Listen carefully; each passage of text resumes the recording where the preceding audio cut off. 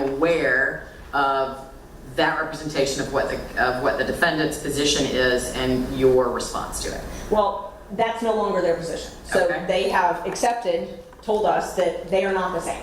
The 44 pages we were provided in the open records is not the same as the 197 that were provided 2 weeks ago in the lawsuit. They're not the same. So that representation was not accurate and I think needs to be corrected.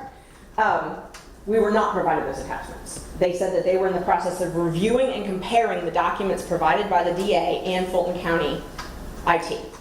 9 months later, they're in the process of reviewing those. So it's clear these are not the same documents. And that's part of why we're here. That's part of the litigation and why it's relevant to question these witnesses. What this whole hearing is about.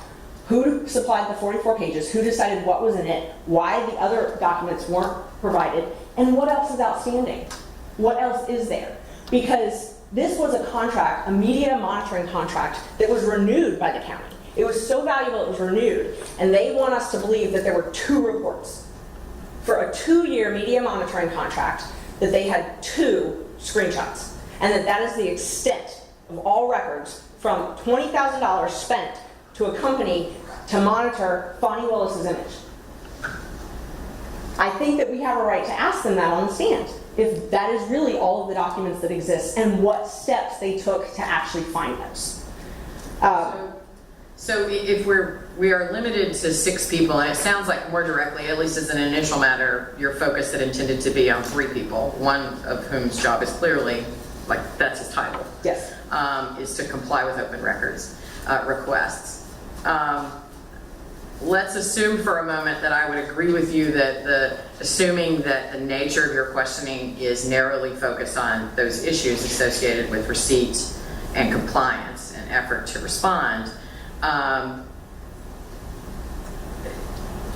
from a relevance perspective, what of the defendant's argument or the non-party witness's argument that these are, the need to question them is overburdensome or harassing?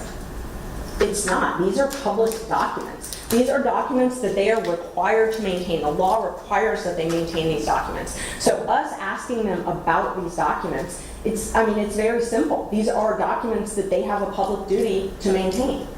The taxpayers paid for this. This wasn't something that was privately paid for. The taxpayers have a right to know what they're spending their money on. And this is just for critical mention. There's other classes of documents that we haven't even gotten to. But this is just for critical mention. These are open records. These are records that we're entitled to. I asked for them, I'm entitled to have them. There's nothing oppressive about asking them under oath, what did you do to find them? How do I know that I actually have all the documents? How do I know you didn't not give me something? Because we actually have proof that they didn't. We have a pattern already, because they gave 44 pages and they were cut and pasted, and then later on they gave us other documents. The documents they gave us on August 30th have some redactions in them. I still don't know what their redactions are. Why? I know what they are because they gave me the redacted information back when they gave me the 44 pages. I don't know why all of a sudden they decided to redact it. But we have a right to ask that. It's not oppressive. These are not difficult questions. It's not deep diving. They are public servants. This is a tax. The money, Fulton County paid for this service. We have a right to know what it is, and they have a duty to maintain it. So that's part of the issue. They have a duty to maintain this, and they have a duty to have these records, give us these records if we want to. I mean, that's the whole point of the open records and open meetings requirement. To be able to peel the layers back and see what's going on. See where taxpayer money is going. If you've got a district attorney that's asking for extra funds, saying I can't process rape kits, I can't do all this other stuff because I don't have any money, we have a right to know where that money goes. It doesn't have to be related to any case. I can just be curious. I'm a taxpayer. So, I mean, I understand your argument. I mean, I think we should all take a step back, though, and be reminded that the Open Records Act doesn't require a showing of relevance. It simply requires a demonstration that the records are public. I don't think there's any dispute that the documents are public records. And the question really, to my understanding, is the extent to which they are maintained in the normal course and to be produced when requested. And if they weren't, then why? I mean, that to me I understand what your argument is, but respectfully, I don't need to know why you think those documents are important. What I need to know is, does anybody dispute that those documents are public records that would be subject to the Open Records Act? Which I don't think there's any dispute that there is. And Judge, I agree. I'm arguing relevance because they brought that up in their motion to quash. They said that these items are not relevant, and so I'm trying to explain why they are relevant. Right, and my point in saying I don't think we need to go there is that I don't think that relevance is a relevant inquiry in an Open Records Act litigation, because in a civil case, obviously, there's always a question of is this reasonably calculated to lead to the discovery of admissible evidence? What is the relevance of these documents? Are they material to the issues in the case? Here, the issue that those issues don't have to be reached if the documents are themselves understood to be public records. And again, I'm not aware of any assertion other than the argument that the district attorney is not governed by the Open Records Act, which is a different issue.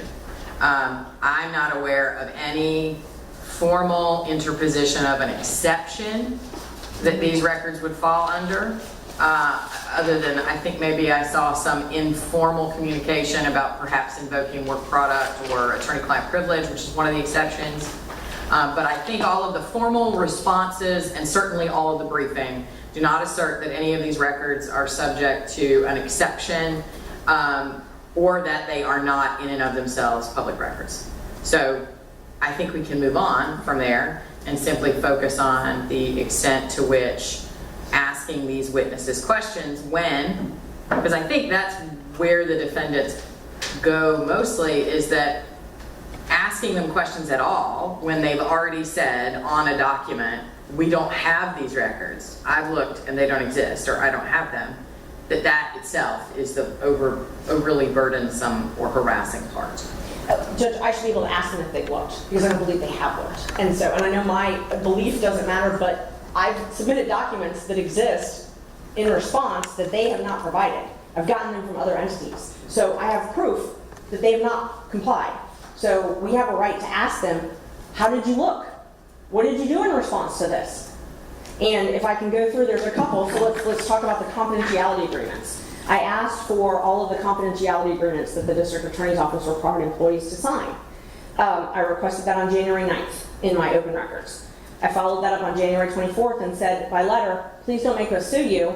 I want the confidentiality agreements. I had one. I had Nathan Wade's. I had gotten it in another proceeding, and I had a business record certificate from Dexter Bond that it existed. Guess what his response was? No records exist. Well, so I've got a business record, which I've admitted, it's in the documents, a business record where he's certifying a confidentiality agreement from Nathan Wade, and then I've got the response in the open records that no responsive documents exist. So I should be able to ask him, why did you tell me no responsive documents exist when you were asked in a other case and you certified that they did? And now, just 2 days ago, I was given 22 additional confidentiality agreements. 10 months later, 22. I know more exist, but I was given 22. So pick and choose 22 employees in the DA's office who have signed confidentiality agreements. Jeff DeSantis, one of the witnesses we wanted to subpoena, gave a media statement that there had been confidentiality agreements signed in error and they were withdrawn. I followed up with that with another open records, making sure that they knew what I was talking about. You're giving the media a statement saying they exist, and then you're telling me in open records they don't. I have a right to question the witnesses about that. Why do I still not have those documents? I have 22 confidentiality agreements. I don't have them all. And I only got those 2 days ago.